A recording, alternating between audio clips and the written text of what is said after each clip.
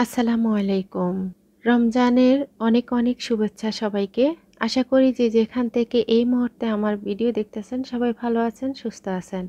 আলহামদুলিল্লাহ আমরাও ভালো আছি, সুস্থ আছি। আলহামদুলিল্লাহ দেখতে না দেখতে একটা রোজা কিন্তু শেষ হয়ে গেছে। আর আমরা যারা ডায়েটে আছি আমরা কিভাবে কি খাবো সেটা নিয়ে কিন্তু অনেকেই টেনশনে থাকেন। তবে আজকে আমি দেখিয়ে দিব যাতে করে আমরা ডায়েটে থেকেও কিভাবে খেতে পারি, কি খাইছি, আমি কি খাইছি সেটাও আপনাদের সাথে শেয়ার করব। তাই অবশ্য না টেনে পুরো ভিডিওটা আপনাকে দেখতে হবে। এতে করে কিন্তু আপনি বুঝতে পারবেন যে আপনি কি খাবেন, কিভাবে খাবেন বা কিভাবে ডায়েট করবেন। পরিবারে যেহেতু অনেক সদস্য থাকে আর আমরা সেখান থেকে হয়তোবা একজন ডায়েট করি, কিন্তু রোজা যেহেতু প্রতি মাসে হয় না, আর সেজন্য কিন্তু প্রত্যেকের জন্য কিন্তু এখানে রোজার আইটেমগুলা বানাতে হয়। আর সেখান থেকে আমরা কিভাবে খাই, কি খাবো না খাবো সেটা কিন্তু অনেক চিন্তার বিষয় থাকে যে সবাই বুট, পেঁয়াজু সব ভাজা-পোড়া খায় আর আমরা কি খাবো?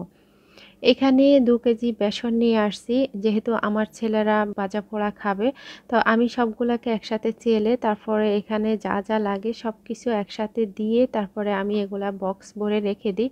এতে করে কিন্তু পুরা মাস আর কোনো ঝামেলা পোহাতে হয় না। আমি অল্প, অল্প করে শুধু নিই আর বেগুনি বানাই, আলুর চপ বানাই, যাই বানাই সেখান থেকে নিয়ে নিই। এতে করে কিন্তু প্রতিদিন আপনাকে আর হয়রানি হতে হবে না।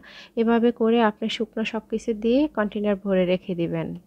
পেঁয়াজও ভাজবো আর সেখানে ডাল ভিজিয়ে রাখছিলাম। নাইমকে বলছি একটু ব্লেন্ডার করে দাও। আমি একটু অন্য কাজে ব্যস্ত ছিলাম। আর সে এমনভাবে ব্লেন্ডার করছে এত পানি দিয়ে যে এটা এখন আর পেঁয়াজু খাওয়ার মতো ছিল না।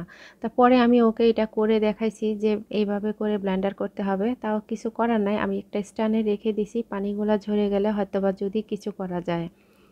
আমার ২ ছেলে সবসময় আমাকে কাজে অনেক হেল্প করে।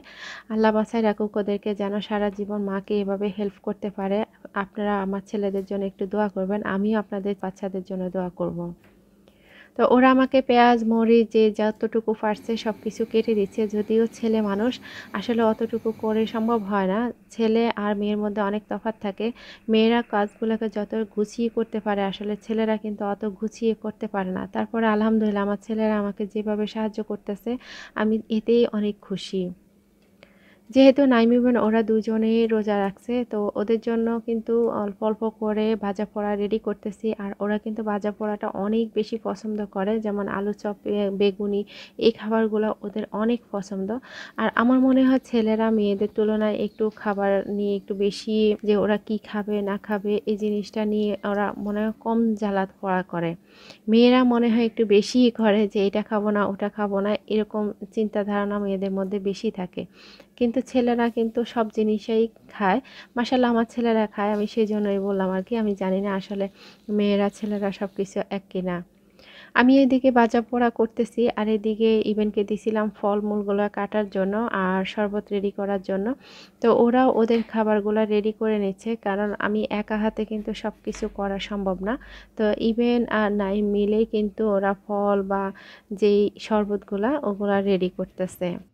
আসলে পরিবারে যত সদস্য থাকে সবাই যদি একটু একটু করে কাজ করে তাহলে কিন্তু আর কাজগুলো আটকায় থাকে না, আর ইফতারের সময় কোনো ঝামেলা নিতে হয় না।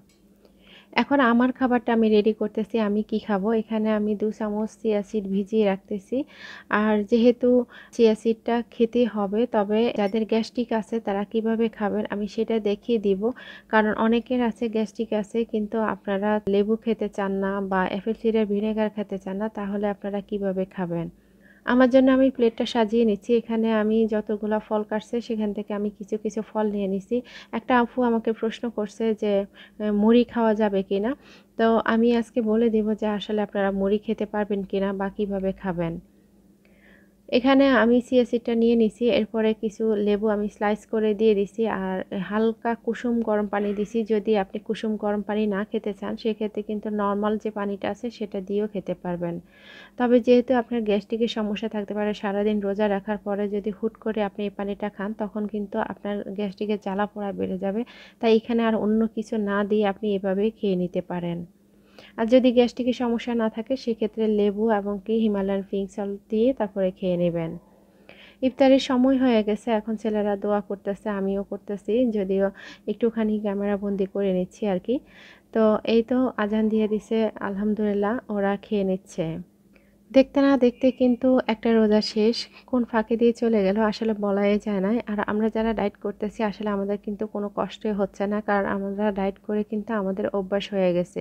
কিন্তু হয়তোবা বাচ্চাদের একটু সমস্যা হতে পারে। কারণ হুট করে তারা কিন্তু রোজা রাখতেছে। তাই ওদেরকে বেশি, বেশি করে পানি খাওয়াবেন। পানির বিকল্পে অন্য কিছুই নাই। আমি বলেছিলাম না নাইমি বেনের কিন্তু ভাজা পোড়া অনেক পছন্দ। দেখুন সবার আগে কিন্তু ওরা বেগুনিটাই হাতে নিছে। এখন আমি আমার খাবারটা খেয়ে দেখাচ্ছি। আর এখানে চিয়া সিডটা আগে খেয়ে নিছি। আর এখানে আমি অল্প পরিমাণ বুট নিছি আর কিছু সালাদ নিয়ে নিছি। অবশ্যই চেষ্টা করবেন সালাদ নিতে। এরপরে একটা আপু আমাকে যে বলছিল যে মুড়ি খাওয়া যাবে কিনা? তবে মুড়ি খেতে পারেন খুবই অল্প পরিমাণ। এখন আপনি মুড়ি খেতে পারবেন সেই ক্ষেত্রে যদি আপনি ১ বাটি মুড়ি নিয়ে বসেন তাহলে হবে না। অল্প পরিমাণ আপনি ১ মুঠ বা ২ মুঠ মুড়ি নিতে পারেন। তবে অবশ্যই এটার সাথে আপনি সালাদ বেশি করে রাখতে পারেন। টক ফলগুলা বেশি খাবেন। টক ফল অনেক বেশি খাওয়া যায়, কোনো সমস্যা হবে না। তো আজকের ভিডিওটা কেমন লাগছে অবশ্যই কমেন্ট করে জানাবেন। যদি একটু ভালো লেগে থাকে ভিডিওতে একটা লাইক দিতে ভুলবেন না। যারা আমার চ্যানেলে নতুন আসছেন অবশ্যই চ্যানেলটা সাবস্ক্রাইব করে রাখবেন। আর যদি কোনো প্রশ্ন থাকে অবশ্যই করবেন। আমি ইনশাআল্লাহ উত্তর দিয়ে দিব। আজকের মতো এখানেই বিদায় নিচ্ছি। আল্লাহ হাফেজ। আসসালামু আলাইকুম।